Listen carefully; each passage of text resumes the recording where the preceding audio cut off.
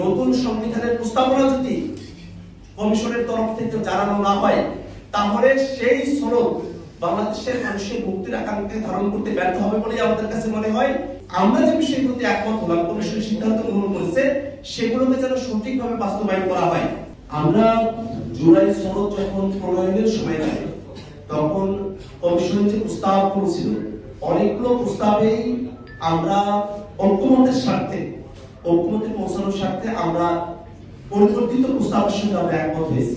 যেমন কমিশন এনসিসির কথা বলেছিলেন, একটা সাংবিধানিক কাউন্সিল যার মধ্য দিয়ে আসলে বাংলাদেশের সাংবিধানিক এবং সংবিধিবদ্ধ প্রতিষ্ঠানগুলোতে নিয়োগের একটা বডি তৈরি করা হবে এবং তার আরো কিছু কার্যক্রম সেখানে বিবৃত করা আছে, যেমন তত্ত্বাবধায়ক সরকার উপদেষ্টা নিয়োগ থেকে শুরু করে নিয়ে।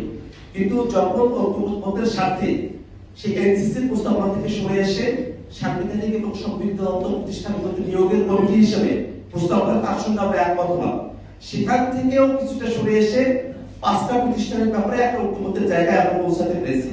সেই প্রত্যেকটা বিষয় ছিল যাতে করে রাজনৈতিক দলগুলোর সঙ্গে একতাবদ্ধভাবে থেকে রাষ্ট্র কাঠামোতে একটা পরিবর্তন নিয়ে আসা সম্ভবপর হয়।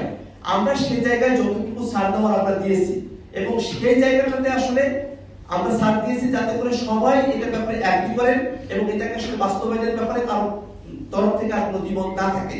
কিন্তু আমরা এখনো এসে দেখছি যে প্রস্তাবনাগুলোর ব্যাপারে যখন কমিশন সিদ্ধান্ত নিয়েছে, এখন সেগুলোকে কিভাবে বাস্তবায়ন করা হবে সে ব্যাপারটা নিয়েই অনেকে নানা ধরনের ধোঁয়াশা তৈরি করছেন।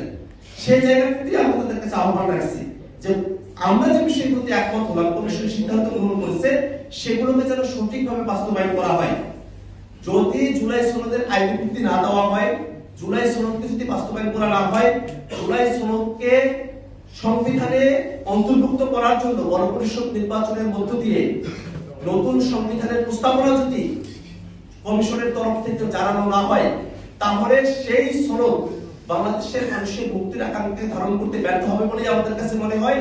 এবং সেই ব্যর্থ কোনো সনদে জাতীয় নাগরিক পার্টি এনসিপি স্বাক্ষর করার কোনো অর্থ থাকে না।